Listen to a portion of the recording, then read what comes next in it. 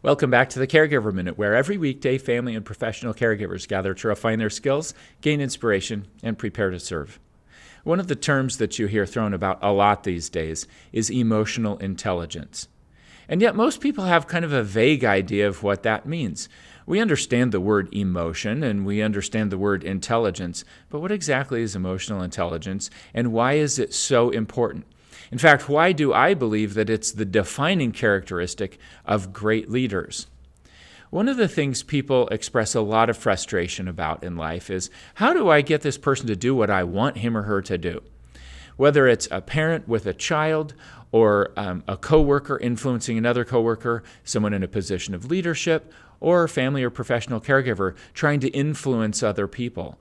People ask the question all the time, how is it that I get this person to do what I want them to do? I think a more effective question is, how do I create the conditions where this person is more likely to choose to do what might be more helpful in this situation? In other words, how do we influence people? Unfortunately, a lot of people spend a lot of their lives trying to connect with the logical part of the brain. They lay out firm cases, they talk about all the details and all the reasons why this behavior should happen. I see this happening in caregiving situations all the time, where someone tries really hard to explain to someone with cognitive decline exactly why they need to be engaged in a particular type of behavior.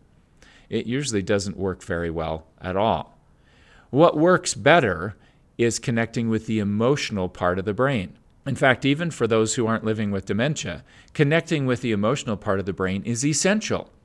There are cases in the scientific literature about people who have had damage to the emotional part of their brain, their limbic brain, and they're able to tell you all the reasons why they should do something.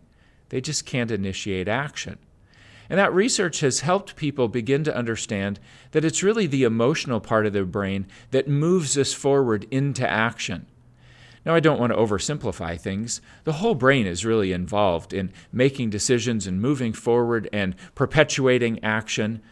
But specifically, to get the ball moving, it takes the emotional part of the brain. And if we're not connecting with that, people can logically explain why they should do something. People can tell you that they ought to get off the couch and go exercise, or that they shouldn't put the potato chip in their mouth, that they should reach for the carrot instead.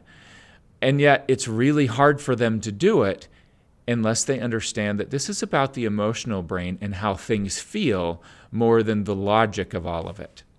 So what exactly is emotional intelligence? Well, it can be defined as the ability to recognize and connect with, learn from, and manage our own emotional state.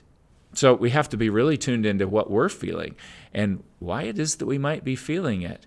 And we have to be good at self-regulation and figuring out how we can effectively move forward in spite of whatever we may or may not be feeling. And then when it comes to other people, emotional intelligence is the ability to recognize and connect with and learn from and influence their emotional state. Now, notice there was a key difference in how I defined the two.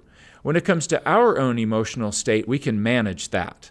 In fact, emotional intelligence requires that we manage it. But when it comes to other people, we can't manage their emotional state.